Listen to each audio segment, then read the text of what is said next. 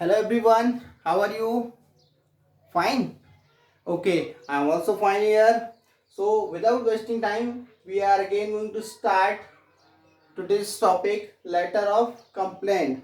So, guys, in the previous video, we have seen the format of official letter, especially letter of complaint, that how we can write a letter of complaint. So, first of all, we have seen that we have to write sender's address, then leaving one line date, then leaving one line receiver's address, then subject, then salutation, then body of the letter, then closing lines जिसे हम complimentary close भी कहते हैं, then subscription and then name if given.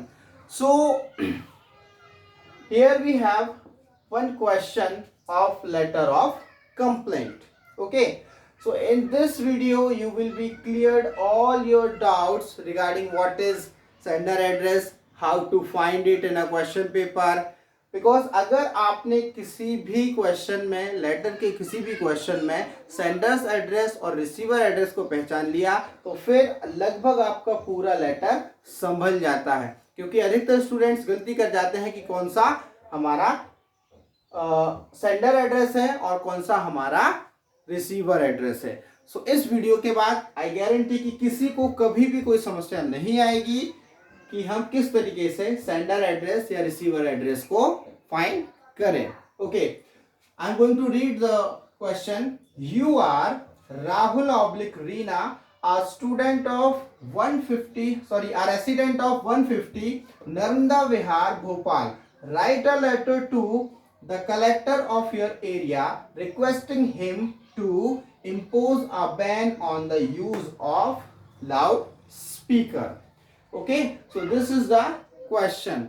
In this question, the first line, you are Rahul oblique Reena, a resident of 150. In this particular line, there is a huge clue is there. You are. If both the words coming together but separately, one after one, then you are.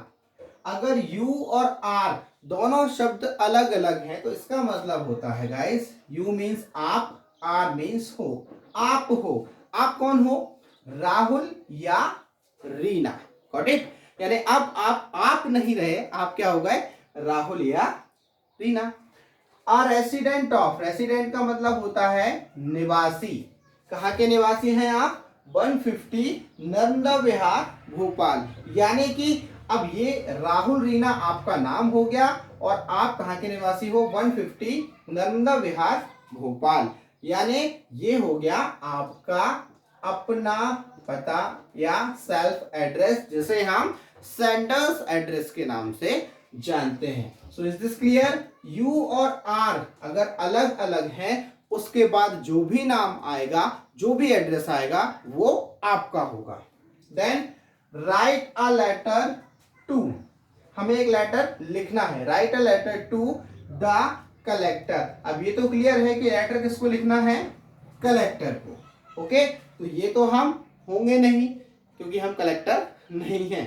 तो ये letter हमें किसको लिखना है? Collector को. It means जिसको लिखना है वो कौन है? हमारा रिसीवर. ओके, जिसको हम लेटर लिखने वाले हैं. तो रिसीवर कौन हुआ? कलेक्टर. तो कलेक्टर का जो भी एड्रेस होगा वो रिसीवर एड्रेस होगा. और U R, U and R, इसके बाद जो भी नाम और एड्रेस होगा वो हमारा होगा, जिसे हम सेंडर्स एड्रेस कहते हैं. सो आई थिंक कि आपको रिसीवर और सेंडर एड्रेस दोनों ही क्लियर हो गए होंगे. ऑफ योर एरिया, आप कहाँ है? कलेक्टर आपके एरिया. अब आपका एरिया क्या है? भोपाल. और भोपाल एक डिस्ट्रिक्ट है, तो भोपाल डिस्ट्रिक्ट के कलेक्टर को लिखना है. ओके, और हमारा एड्रेस हमें ऑलरेडी दिया हुआ है. So this letter we will start from the sender's address. This is 150 Narmada Vihar, Bhopal. Then after writing the sender address we will leave one line and write date, and then after we will start from receiver address. So receiver address, the particular address is not given, but a hint is given here that of your area. तो हमारा area Bhopal है, तो हम भोपाल के collector को ही letter लिखेंगे। क्यों लिखना है? Requesting him to impose a ban on the use of loud speaker. आपको बैन लगवाना है। किस पर बैन लगवाना है? लाउड स्पीकर के यूज पर। Got it everyone?